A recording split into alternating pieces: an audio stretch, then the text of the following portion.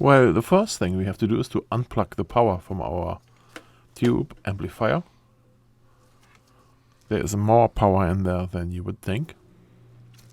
And then the next thing is that we wear gloves on the hand where we touch the tube.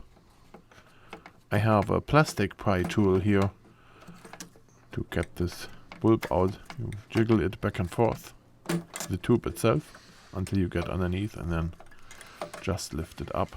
Handle it with care and don't touch it with the other hand.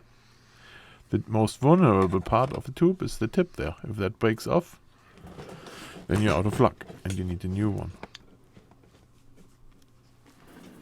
To clean the tube, I use isopropyl alcohol. Gesundheit. Sorry about that.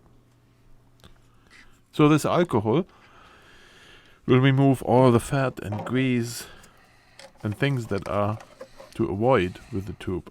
So you don't want any oil, grease or fat fingers touching this thing, because it will burn in and the tube will get too hot and not last as long.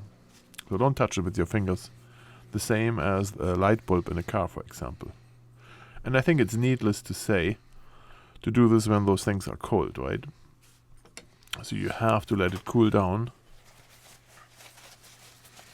before you do this. When you're done, wipe it off super clean. And once it's clean, you reinsert the tube.